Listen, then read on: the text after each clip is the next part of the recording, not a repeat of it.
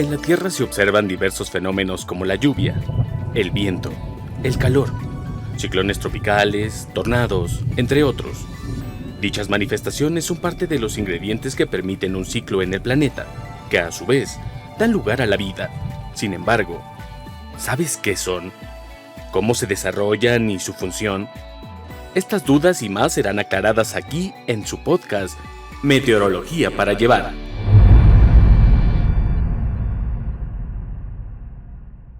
Hola, ¿qué tal? Bienvenidos a una emisión más de su podcast Meteorología para Llevar. En esta ocasión nos acompaña Berenice Peláez Pavón.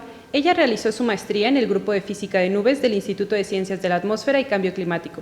Coordinó el Grupo de Observadores de Nubes de la Facultad de Ciencias y actualmente labora en el Centro Nacional de Previsión del Tiempo del Servicio Meteorológico Nacional. Bienvenida, Berenice. Muchas gracias por invitarme de nuevo. Qué bueno que nos acompañas. Pues ya vimos todo tu currículum y creo que ya saben nuestros escuchas que vamos a hablar sobre las nubes.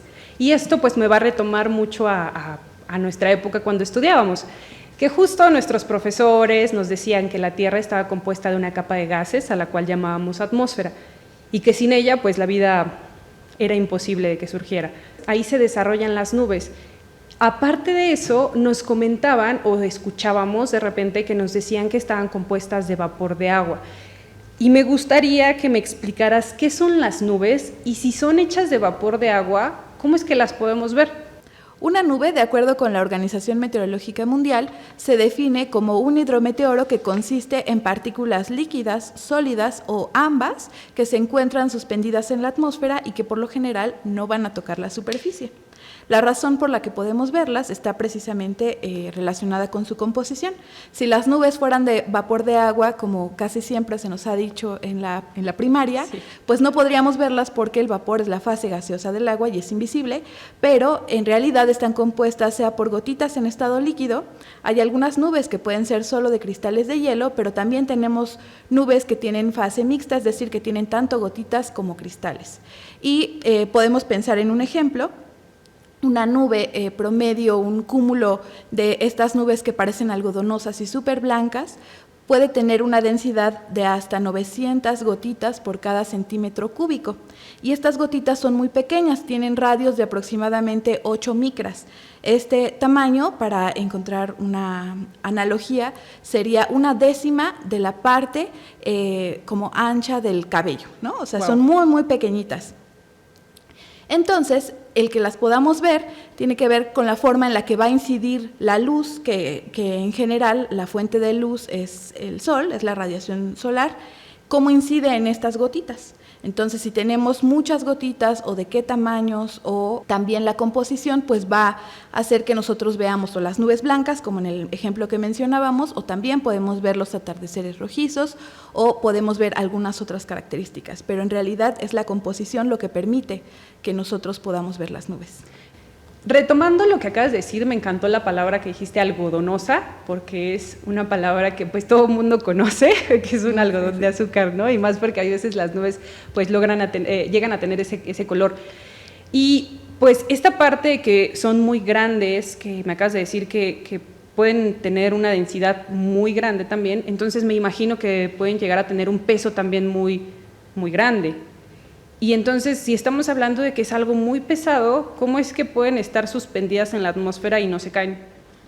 Okay, bueno, es porque aunque son grandes cantidades de agua las que conforman a una nube, esta agua se encuentra distribuida en gotas muy pequeñitas, como les mencionábamos, ¿no? Que pueden tener radios súper chiquitos. Entonces, para que una gota pueda mantenerse suspendida en la atmósfera, hay que considerar todas las fuerzas que inciden sobre ella. Bueno, hay diferentes fuerzas que interactúan para que esta nube exista, pero en este proceso básicamente interfieren dos. La fuerza de gravedad, que va a tratar de jalar la gota hacia la superficie, pero habrá otra fuerza, que es la fuerza de fricción, y esto tiene que ver con una fuerza que se genera al interactuar dos cuerpos y siempre se va a oponer al movimiento.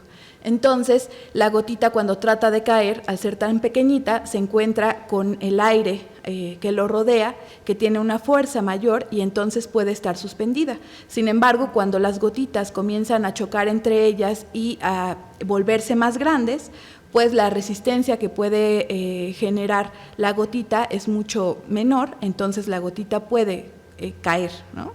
Eso es lo que provoca la lluvia, que justo estas gotitas que están suspendidas, que vemos las nubes, pues esta resistencia y este choque entre la gravedad y la resistencia, pues gana la gravedad y ¡pah!, cae, ¿no? También por el tamaño de las gotas. Sí, bueno, influyen eso y otras razones, ¿no? También importa mucho las corrientes ascendentes, las corrientes convectivas que se puedan encontrar debajo de la nube, si es el caso. Influye también la turbulencia que tenemos debajo de la nube. O sea, en realidad los procesos de la microfísica de nubes son muy complejos. O sea, no se puede tener como una ecuación sencilla, sino hay muchos factores que intervienen en que podamos verlas. Claro, yo veía la nube y decía, ¡ay, ya va a llover! Ah, sí. ¿No? Pero bueno, y esta parte que acabas de decir que hay como en la parte de la atmósfera, estamos hablando que es donde se desarrollan las nubes, es donde viven, sabemos que la atmósfera pues tiene varias capas, ¿no? Entonces, ¿se puede desarrollar en todas las capas de la atmósfera o las nubes solamente son limitantes a una? Bueno, no se pueden desarrollar en todas las capas porque para que nosotros tengamos la formación de una nube necesitamos de ciertos ingredientes. En principio, necesitamos agua disponible en la atmósfera, también partículas nucleadoras. Estas partículas van a ser aquellas a las que el agua se va a adherir para formar o gotitas o cristales de hielo. Y necesitamos también un mecanismo generador de nubes. Si nosotros tenemos esto, pues las condiciones serían favorables para la formación de nubes. Ahora, en la atmósfera tenemos algunos gases y estos gases no se encuentran distribuidos de manera homogénea.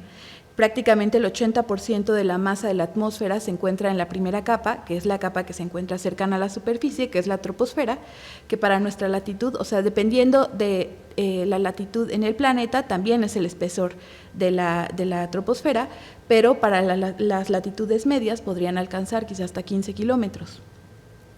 Entonces, también toda el agua o gran parte del agua disponible en la atmósfera se encuentra en esta capa, cerca del 99%. Y por eso en la troposfera es donde más podemos ver las nubes, o sea, donde es más probable que se forme una nube. Sin embargo, hay dos tipos de nubes que se forman fuera de la troposfera. Estas son las nubes estratosféricas polares, que se forman entre 15 y 30 kilómetros con respecto al observador, digamos. Y estas nubes están formadas básicamente por agua, que sería en una cantidad muy baja, y por la condensación de ácido nítrico. Y se forman durante los inviernos en ambos hemisferios y también adquieren unas tonalidades como muy peculiares, o sea, en realidad por las tonalidades también les llaman nubes nacaradas o nubes madreperla. Y tenemos otro tipo de nubes que se forman, les llamamos mesosféricas, se forman en la mesosfera.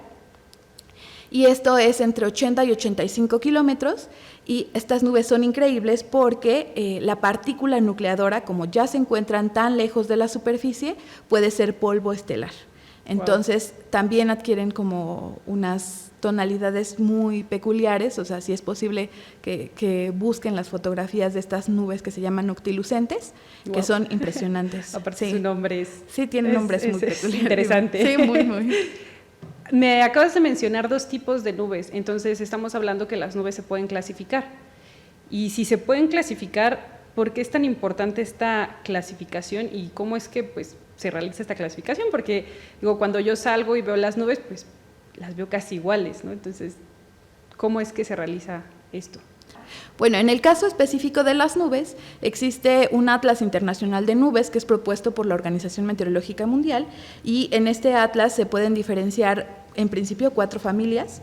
Estas familias están asociadas a la altura a la que se forma la nube, entonces tendríamos las nubes bajas, nubes medias, nubes altas y las nubes interpuestas, que serían aquellas que pueden abarcar más de un nivel, más de una familia, digamos, la extensión de una familia.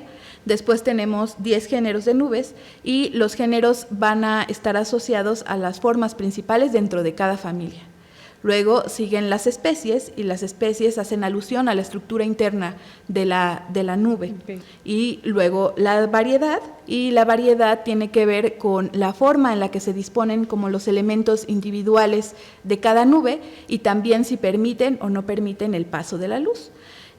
Además, para nombrarlas, además de la familia, el género, la especie y la variedad, también tenemos nubes que son consideradas como complementarias, que son como características independientes a la nube, y las nubes accesorias. Entonces, las nubes en realidad pueden tener nombres muy complejos en función de sus características. Y algo que es muy importante es que todos los nombres de las nubes están en latín, ¿no? Que es muy similar a la clasificación que se hace de plantas y animales, que es una propuesta por Linneo. Wow, entonces tenemos una variedad muy, muy, muy grande. Y tomando esta variedad y hablando justo de estas características y de las familias y las clasificaciones que tienen las nubes, pues cuando uno sale y observa el cielo, a lo mejor va caminando y de repente ve una nube y dice, una nube algodonosa, parece un osito, ¿no? Caminas otro poco más adelante y vuelves a observar esa nube y ya no está, y ya no es un algodón, ya es más delgada, o ya no es un osito, ya se deformó totalmente esta nube. ¿Cómo es que puedes clasificarla, hablando de las clasificaciones, cómo es que la puedes clasificar si su tiempo de duración puede ser muy corto? Bueno, ahí está una de las cosas súper bonitas de la clasificación de nubes, que puedes clasificarla en cada momento del cambio, porque la clasificación está basada en cómo se ven, ¿no? No tienes además otros instrumentos para hacer una clasificación, o sea, no puedes tomar una medición para clasificar, sino lo que estás viendo exactamente con sus características, si tiene los bordes difusos, el color, la extensión, si están agrupados en bolitas, si parecen pinceladas, si es una capa de nubes, si la tengo cerca de la superficie. Entonces, cada una de esas características observables es la que permite la clasificación. Entonces, puedes clasificar en cada momento que haya un cambio. Wow, es súper interesante. Yo creí que las nubes eran solamente una clase, que eran las algodonosas. Y pues ya para finalizar, me gustaría que me explicaras ¿por qué crees que es tan importante el estudio de las nubes? Bueno, en principio porque las nubes desempeñan un papel muy importante en el balance radiativo terrestre. También porque fungen como reguladores de la temperatura en el planeta y pues son fundamentales en el ciclo del agua, ¿no? Cada uno de estos temas pues tiene una explicación muy amplia, pero por otra parte también es recomendable el estudio profesional o digamos formal de las nubes, porque aún hay muchas cosas que no están bien entendidas. Entonces el camino por explorar en el tema nuboso es muy amplio y hace falta gente que lo quiera hacer, digamos, por pasión y con conocimiento. Y por otra parte está también el asunto recreativo, y pues sabemos que las nubes han sido fuente de inspiración para la literatura, han sido inspiración para el arte en general, ¿no? La pintura, la escultura, y pues son un recordatorio también de lo cambiante y lo dinámico que pueden ser las cosas en el universo. O sea, hay muchas cosas que son efímeras y no por eso son menos importantes. Pero desde la perspectiva personal, pues la razón más importante para estudiar las nubes está en que únicamente se puede revelar su verdadera belleza a través del conocimiento. Wow, qué hermoso. Pues te agradezco muchísimo que nos hayas acompañado en esta emisión de nuestro podcast Meteorología para Llevar. Espero que nos acompañes en los próximos. Te lo agradezco muchísimo. Muchas gracias por la invitación de nuevo. Muchísimas gracias por acompañarnos en una emisión más de su podcast Meteorología para Llevar.